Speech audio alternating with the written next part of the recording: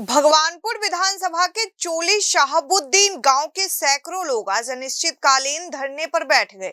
मांगे पूरी होने तक धरना जारी रहेगा और जरूरत पड़ने पर भूख हड़ताल भी की जाएगी। बता दें कि धरना प्रदर्शन में महिलाएं और बुजुर्ग भी शामिल हैं। तस्वीरों में जो नजारा आप लोगों को दिखाई दे रहा है, ये लोग भगवानपुर के चोली शाहबुद्दीन गांव के निवासी हैं, जो आंदोलन करने को मजबूर हो गए हैं। इनकी मांगे जब अधिकारी पूरी नहीं कर सके और नेताओं ने भी जब साथ नहीं दिया, तब खुद आर पार की लड़ाई का मन बनाकर ये लोग अनिश्चितकालीन धरने पर बैठे हैं।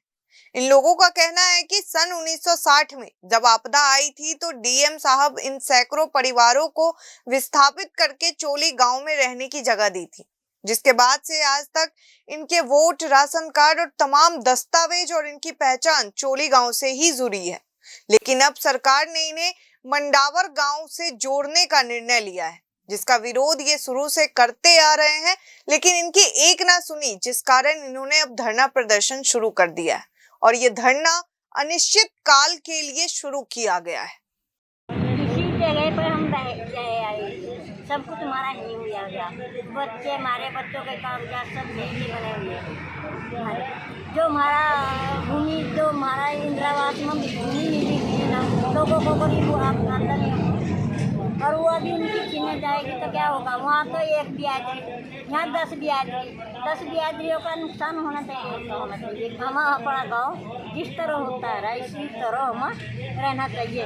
बताओ, हम अपने गरीब आदमी मुश्किल पे एक बार कागज बनाए तो दोबारा हम नहीं बनवा सकते हैं।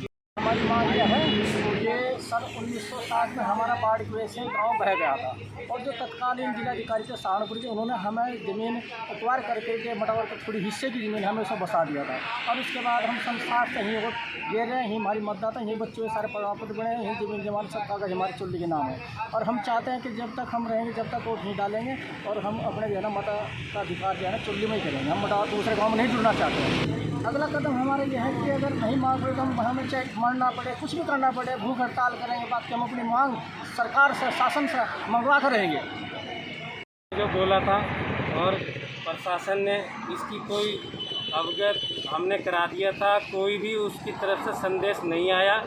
इसलिए हमने जो कहा, हमने अपना धरना प्रदर्शन जारी कर दिया है और जब तक हमारी मांग पूरी नहीं होगी हम धरने पर बैठे रहेंगे। यदि हमें भूख हड़ताल करनी पड़ी तो भी करेंगे और आत्महत्या तक की बात आई तो आत्महत्या भी करेंगे, पर अपनी मांगे पूरी करा कर ही सरकार से रहेंगे। मुख्य मांग हमारी ये है, हमें 1960 में बाढ़ पीड़ितों को सरकार ने ज़मीन एक्वायर करके बसा दी गई था और अब सरकार ही हमको उठा करके 6000 आबादी को दूसरी ग्राम पंचायत में भेजने का कार्य कर रही है।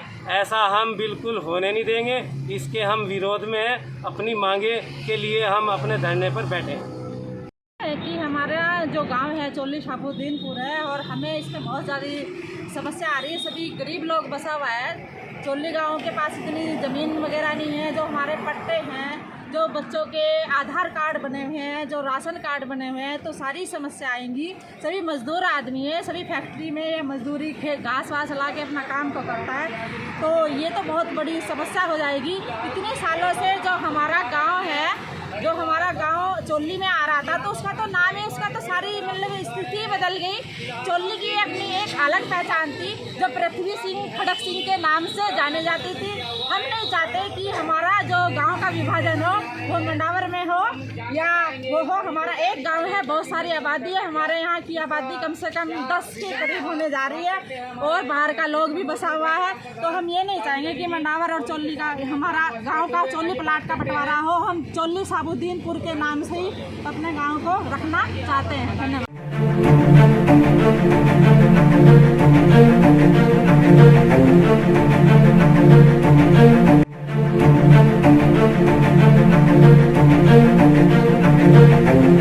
ऐसा अवसर फिर नहीं मिलेगा। अब हरियाणा सरकार की दीनदयाल आवास योजना के अंतर्गत सेक्टर 1 तरावड़ी में 135 और 142 गज के प्लॉट्स मात्र 21,000 रूपए देकर बुक करवाएं। क्रेडिट सोसाइटी, सड़क, sewerage, street light, park, community centre, तुरंत रजिस्ट्री और पोसेशन भी। कॉल 9466034000।